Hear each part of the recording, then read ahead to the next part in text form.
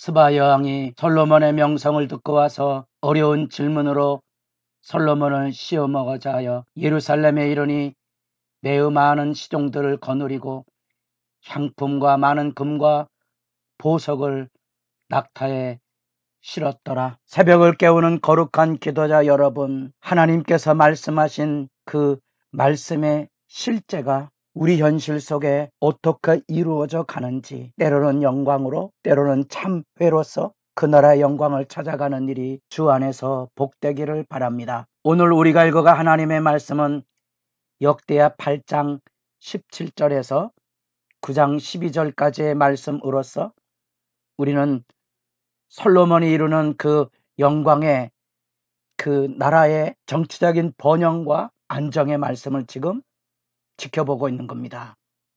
여기 이 작은 나라, 이 솔로몬이 두로와 시돈으로 이루어졌던 이 지중해 무역을 하던 이 나라와 협력을 하고 뿐 아니라 지금 역대하 9장에는 스바 여왕으로 알려졌던 이 아라비아 지방에 당대에 어느 정도 세력을 이뤘던 이 나라의 여왕이 은근 보화를 가지고 찾아오고 있는 그런 영광의 장면들을 지금 우리가 지켜보고 있는 겁니다. 그래서 솔로몬 왕국이 얼마나 강성한 것인가를 지금 지켜보고 그 말씀의 의미를 확인하고 있습니다. 그러면 역사 속에서 솔로몬의 영화를 이야기하는 이 솔로몬 왕국의 메시지는 무언가 하는 겁니다. 역대기는 이스라엘 백성이 이방 나라의 멸망에서 포로로 끌려간 비참한 현실을 경험한 하나님의 백성들이 하나님 앞에 스스로를 돌아보고 새로운 역사를 펼치고 있는 겁니다. 그 역사 안에 이런 이야기들은 그들은 잿더미 속에서 다시 일어나야 될 소망을, 이 솔로몬의 영광을 다시 꿈꾸며 역사를 지금 피눈물을 쏟아가며 재해석하고 있는 겁니다. 원래 하나님의 백성이 서야 될 삶의 자리가 여기였었다. 잃어버렸지만 돌아가야 된다.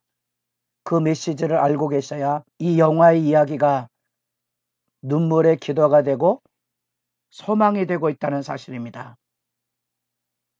성전 복원의 의미를 아시면 역대하 7장 14절을 반복해서 읽었습니다. 하나님 앞에 죄악의 현실을 떠나서 낮추어 거꾸로 져야 된다는 거예요. 역대기의 메시지는 역사의 교훈이고 이제도 우리가 하나님 앞에 배워야 될 역사의 교훈은 거꾸로 지는 것을 배우는 겁니다. 그리고 하나님을 찾는 겁니다. 그게 역사의 지혜입니다. 우리가 이렇게 새벽에 깨어있는 이유가 있다면 바로 그것입니다. 세상의 현실과 우리 믿음 없음의 부재가 우리들이 살고 있는 삶의 자리 안에 얼마나 하나님의 이름과 그 나라가 수치스럽게 되었는가, 그것을 다시 돌아보고 지금 하나님의 나라 킹덤 오브 갓의 비전을 지금 보고 있는 거죠. 원래 하나님의 백성과 하나님이 이루시고자 했던 다윗과 솔로몬을 통하여 이루시고자 했던 하나님의 나라의 영광이 뭡니까? 모든 세계 열방에까지 구원의 빛을 비추어서 하나님의 이름을 높이고 하나님의 말씀의 법을 지켜 행하는 경건을 보여줌으로써 하나님이 주신 모든 것의 영광을 세상에 비추는 것 아니었습니까?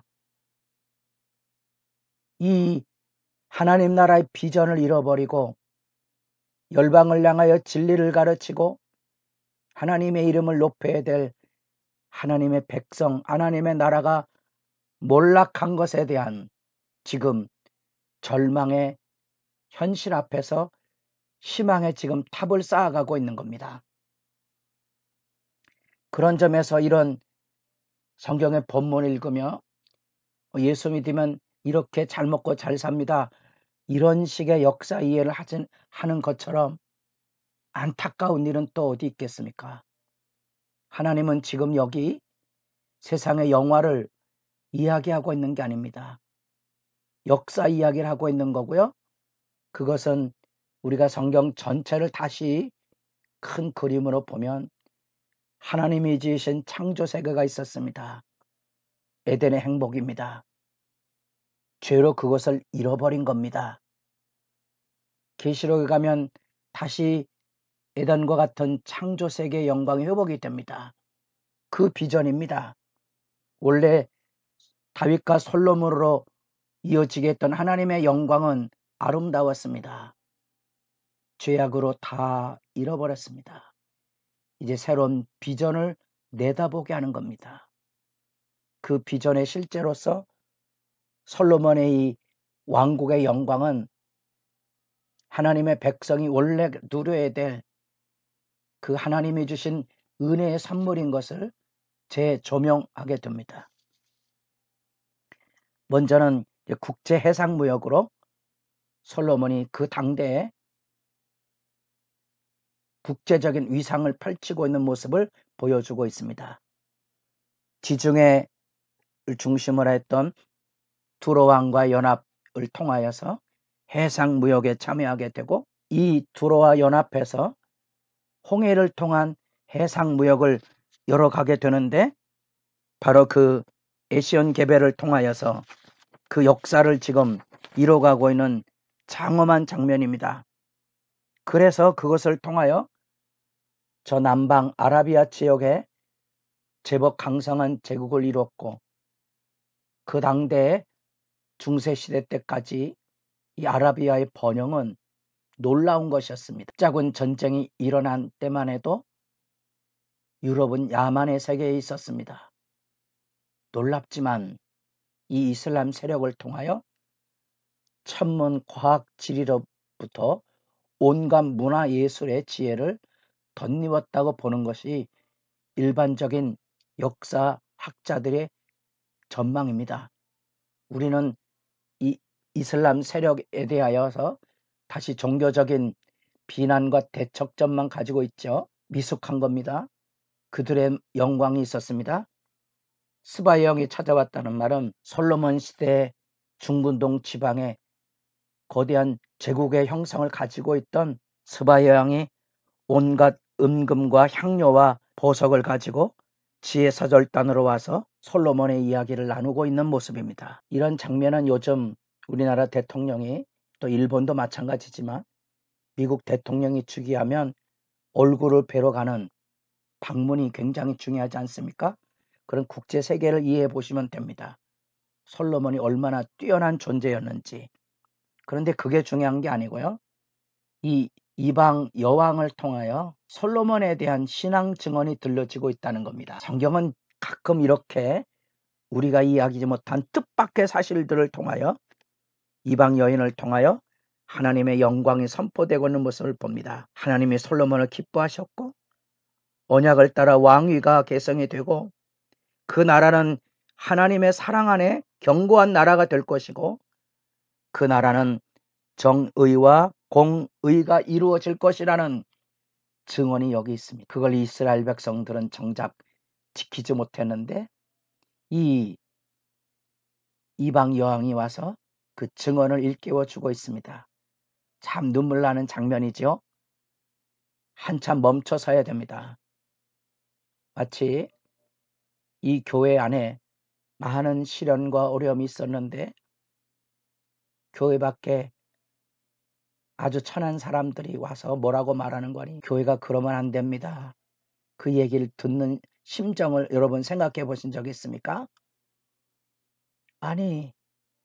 아니 교회가 가지고 있어야 될 믿음의 영광을 세상의 사람들 눈에도 그 수준에도 미치지 못한다는 사실 앞에 참 회해야 할 분명한 이유를 알고 있습니까? 세계 경제를 움직이는 경영학 책들 속에 성경의 진리가 버젓이 이루어진다거나 우리나라에도 대기업의 회장들이 잿더미 속에서 일어날 때 성경의 이야기를 하고 있다는 걸 들어보신 적 있습니까? 정직한 사람을 쓰십시오.